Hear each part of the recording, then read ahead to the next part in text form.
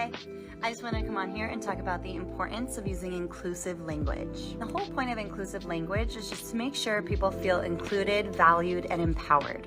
Over the years, I've had to adjust the way I communicate just to be more cognizant of that.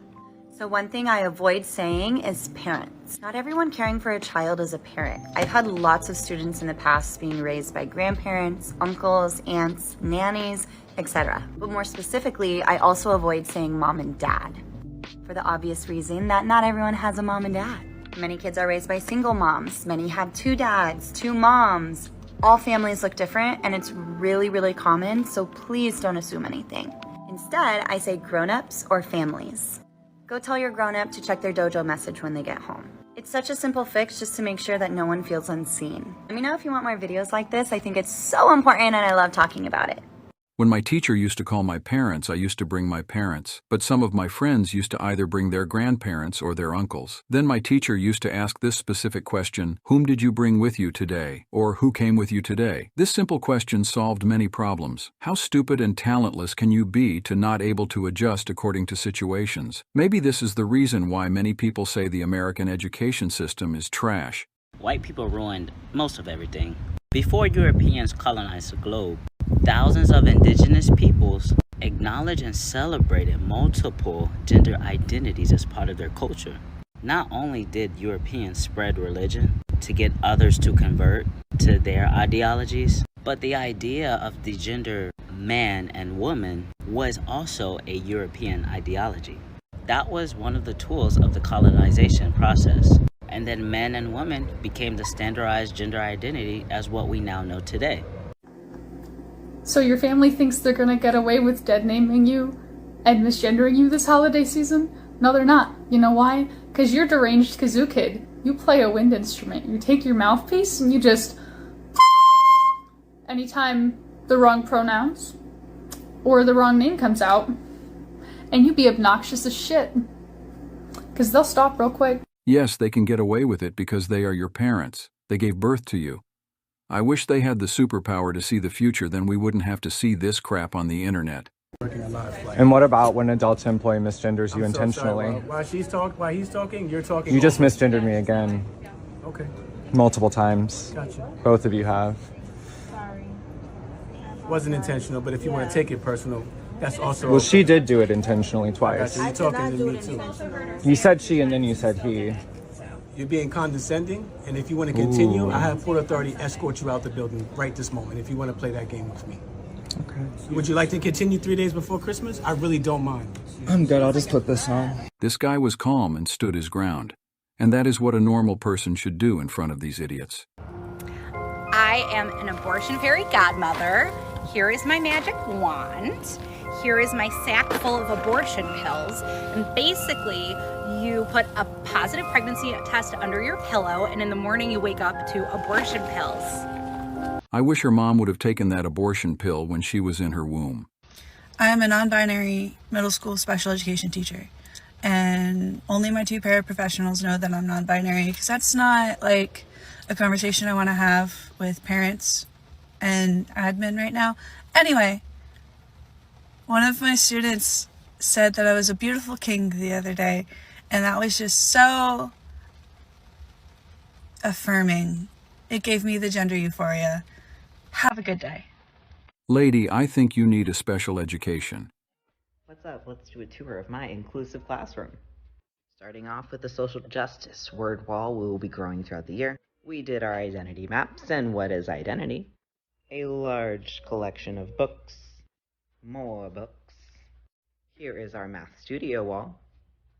More books. Oh, a pronoun poster.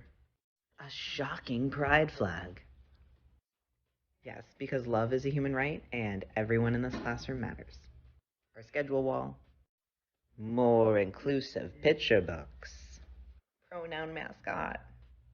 Supply and work areas. Project stations. Oh my goodness, inclusive posters. Books. Couch. Books. This is our growing calm center. And affirmations for the morning. And our cafe board. I'll be showing you more, but that's my inclusive classroom. Okay, now this needs to stop. Targeting children is the lowest a human can go. If a transphobe ever says something to me like, you'll always be a woman, you'll never be a man, I love to hit him with my low voice. And I look at them and I go, I'm more of a man than you'll ever be. I had to work for my masculinity. What work did you do? Feminine. Dude, you are a man. You can never be a woman. Happy Pride Month! Let's talk about my pronouns. So I use sie, them, zir pronouns. These are a singular pronoun, so you conjugate it the same way you would with he or she. So, sie has green and purple hair. I like zir makeup. And I think that cool vest belongs to them. So that's how you use my pronouns. Let me know if you guys use neopronouns, because I think they're very cool, and I like hearing all the variations of them. My pronouns for you are hideous. Hi, my name is Asa. I am a member of the DID system, and I'm also a bearded vulture therian. I have two questions. One is for other therians, specifically bird therians, and the other question is for other systems who have therian system members. So first question for other bird therians, what are some things you do that help you feel more connected to your stereotype? Like, I know that for people whose stereotypes are four-legged, they can do quadrobics, and that helps them a lot.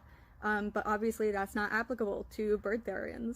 I also want to clarify for anyone who doesn't know, quadrobics does not automatically equal therians. People can do quadrobics and not be a therian.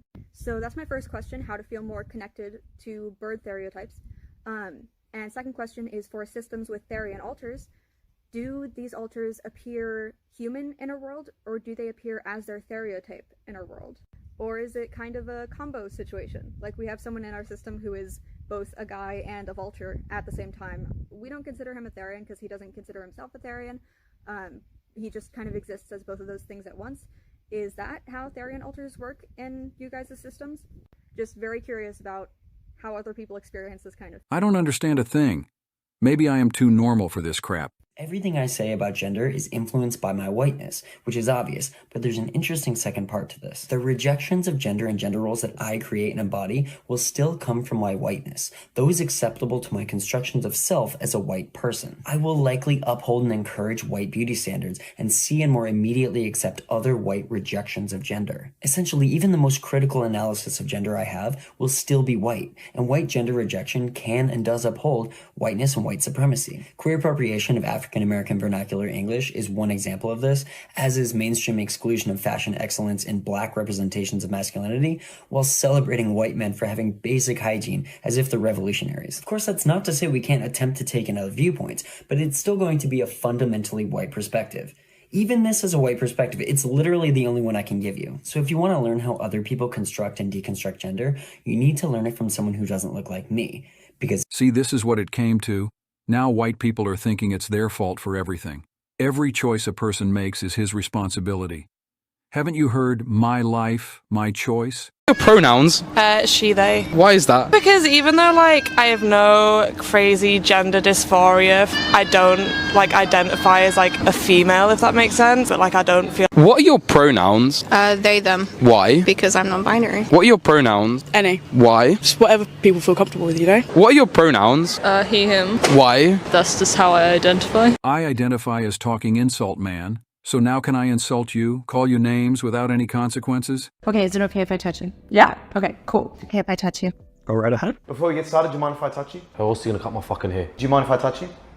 Are you serious, bro? Just cut my hair. Is it cool if I touch you? Yeah, absolutely. Okay, cool. It's usually just customary that I ask the person before I touch them. Just cut it, cuz. And what were your pronouns? She, they. She, they too. Yay! Look at us, we're twins. He, him. She, her. And what are your pronouns? Are you fucking serious, bro? Just cut my hair. What are your pronouns? They, them. She, they. I'm glad we exchanged those. Yes. And what are your pronouns? Listen, bro, I don't do that shit. Bro, don't fucking touch me. I'm out of here. Fuck off. Yes, just cut the hair, you idiot. People don't come to the salon to chit-chat. Hi there. I'm Cody. Pronouns em, ers, or zem, zers, or really any neo-pronouns that aren't z, her. I am a white transmasculine femme non-binary, temporarily mostly able-bodied, neurodivergent, obsessive-compulsive, chronically ill, culturally Jewish, Unitarian Universalist, non-monogamous, demi-low romantic, gray demi-bisexual, survivor of acute and complex trauma, millennial, and cat parent in mental health recovery. My identities are fluid and ever-changing and don't like boundaries. So long story short, she doesn't even know who she is either. Yeah, I'm racist because I'm a white person. I think all white people are racist. We have just been put into this system designed to empower our white privilege. As a white person, I am super racist. The way I see it, it's all designed to empower all other races except whites. This video was supposed to be a little longer, but while I was editing the video, I felt like vomiting from watching all this crap. I also want to spare you from this. So I am ending my video here. Have a nice day.